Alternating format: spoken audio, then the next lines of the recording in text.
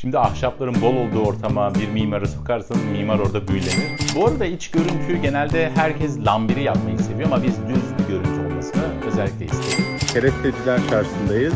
Huşmarin kontrplakları aldık. Seçerek almak istiyorduk çünkü özellikle Huşmarin'i görmemiz gerekiyordu. Merhabalar. Şimdi ilk videomuzda tasarımın nasıl yapıldığını kısaca bahsettik. Şimdi malzemeleri almaya geldi. Gerçi malzemeleri almak için geçirdiğimiz zaman gerçekten kayda değer. Çünkü saatlerce bilgisayarın başında dizayn üzerine bakıyorsun. Ondan sonra telefonlarla arayarak belli başlı yerlerden hangi malzemeyi alabileceğini araştırıyorsun. Fiyat teklifleri alıyorsun, değerlendiriyorsun. Tabii bazı parçalara gidip yerinde de görmen gerekiyor. Özellikle üzeri kaplanmayan, direkt görebileceğimiz malzemeleri yerine gidip almamız gerekiyordu. O yüzden bu süreç en çok yoran, en çok zaman alan kısım. Zaten sonraki aşamalarda, yani ürünleri aldıktan sonra montaj aşaması tabii ki kontrolü mutlaka gerektiren bir aşama.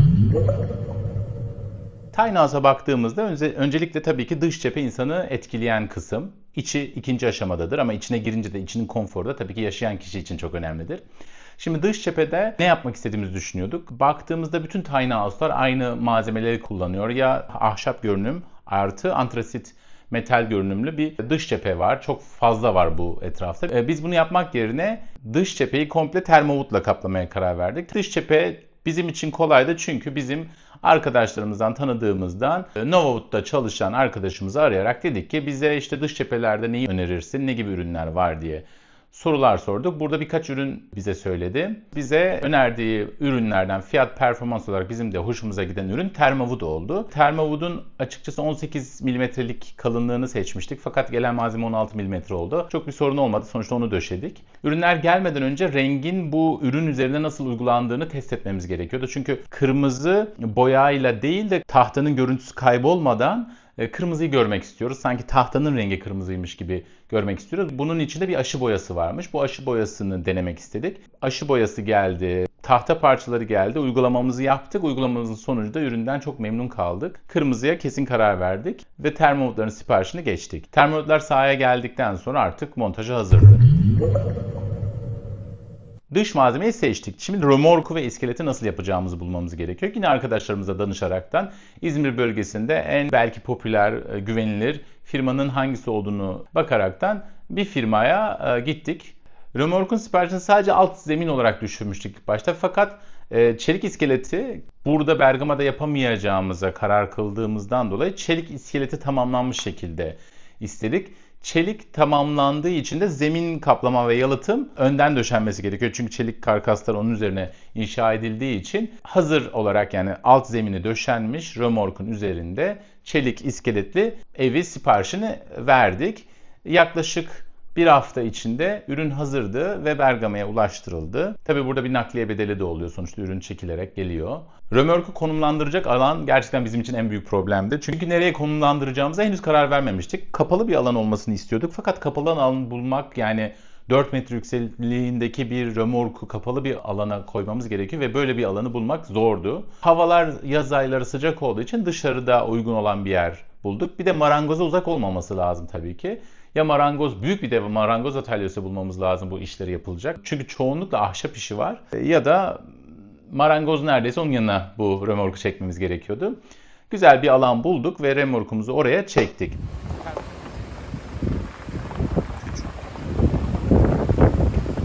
Şimdi Begüm için de bu böyle bir projeyi yapmak ilk deneyim. Benim için de ilk bir deneyim. Gerçekten heyecanlıyız yaptığımız projeden. İlk kez bir yere geliyor. Tabii endişemiz ve gerginliğimiz de var.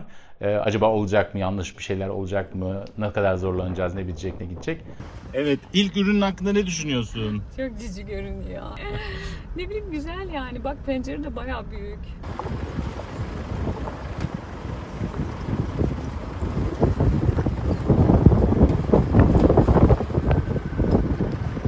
Römorku kuracağımız alana tabii ki koyduk. Burada tabii ki römorku bu arada bütün montajı yapmadan önce dengelememiz lazımdı. Kendi içinde dümdüz olması gerekiyordu. Ve bunun için de lazer metreyle bunu düzleştirdik. Sabitledik ve montaja ondan sonra başladık.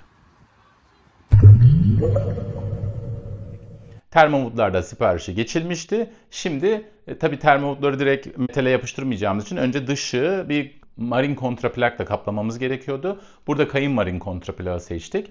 Yine iç tarafı da kontraplakla kaplamamız gerekiyor. Yine bu sefer de Hushmarine kontraplak seçtik. Hushmarine'i seçmemizin nedeni biz içeriye girdiğimizde direkt Hushmarine kontraplağı verniklenmiş olarak göreceğiz. Bu da daha bir estetik bir görüntü sunacağını düşünüyoruz. Bu arada iç görüntüyü genelde herkes lambiri yapmayı seviyor ama biz düz bir görüntü olmasını özellikle istedik. O yüzden Hushmarine kontraplağın güzel olacağına inanıyoruz. Özellikle yurt dışı projelere baktığımızda, incelediğimizde en fazla gönlümüzü çelen görüntüler düz kontraplak görüntüsüne sahip olan evler olduğu için biz de bu yola girmek istedik. Hushmarine ve Kainmarine kontraplaklar ve belli başlı malzemeler için İzmir'e gitmemiz gerekiyordu Bergama'dan. Zaten yaklaşık 1 saatlik bir mesafede merkez. Orada Keresteciler Çarşısı'na gittik. Orada Gıda Çarşısı'na gittik. Keresteciler Çarşısı'ndayız. Hushmarine kontraprakları aldık. Aynı zamanda Kainmarine kontraprakları aldık. Bu iç ve dış cepheleri kaplamak için kullanacağız. İzmir Keresteciler Çarşısı gayet güzel. Birçok ürünü bulabiliyoruz aynı anda. Şimdi ürünleri aldık. Evet. Kainmarine kontraplakları buradan aldık.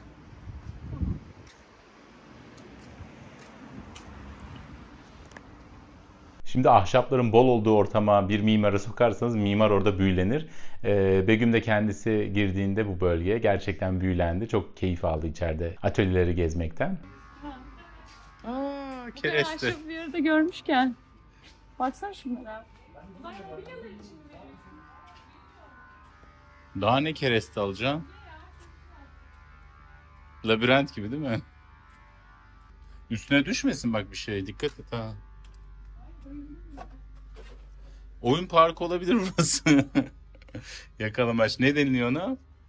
Şey var ya. Lazer tag. Bu ama geçmeli değil, düzdü. Şunlar ne hacı? Onlar ayar. Ay işte alacağım zaten. Ha. Onlar şey için. Alacaktık da pahalı geldi ya. Ne kadar? Onlar şey biliyor, abla biliyor. Bu şey iOS cephe kaplaması için. Yok, sauna. Sauna. Sonra da Ha. mı yapıyorlar? Bunlar zaten onlar. iOS çok beğendim. Ama tarzı farklı zaten. Ama şey yok Baksana. ya, bunların içinde şey yok. İçine yok ya abla. Yumuşak aç. Onlar sakı salmıyor sıcaktan.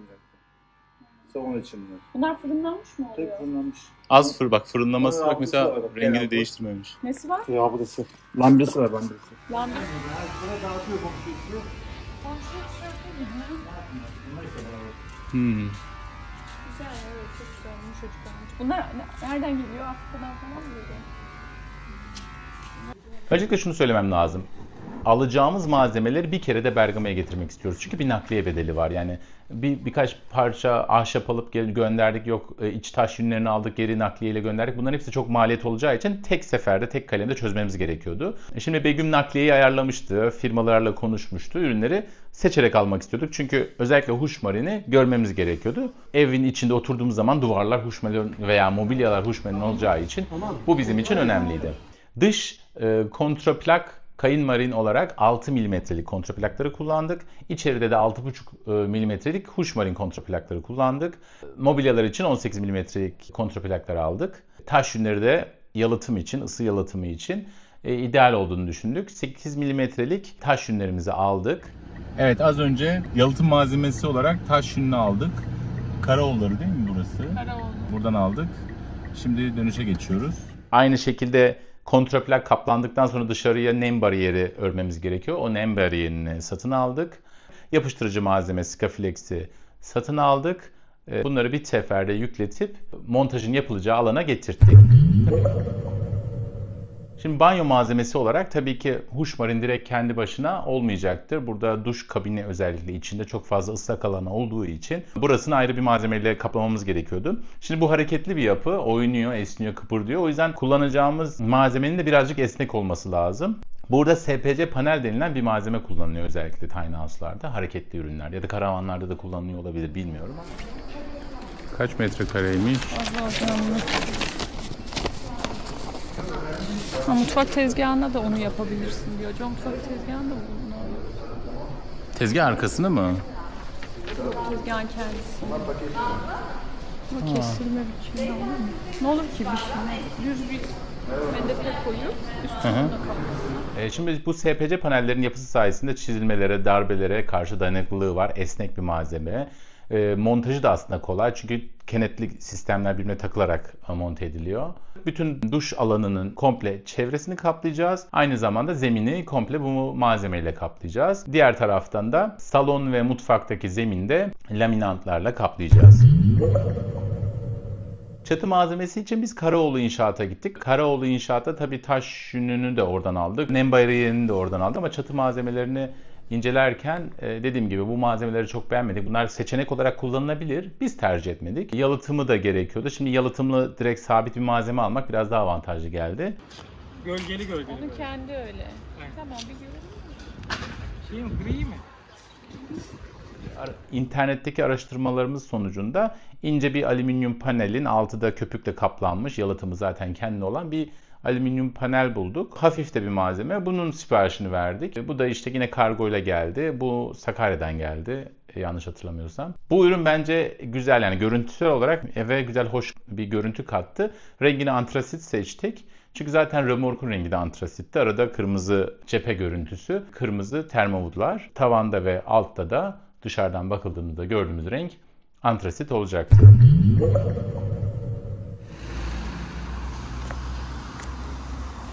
Evet Begüm, yorumun nedir? Bunlar kayın marinler. Dış cepheyi kaplayacağız. Şunlar da yalıtım malzemeleri, taş yünü. Hoş marinleri bekliyoruz.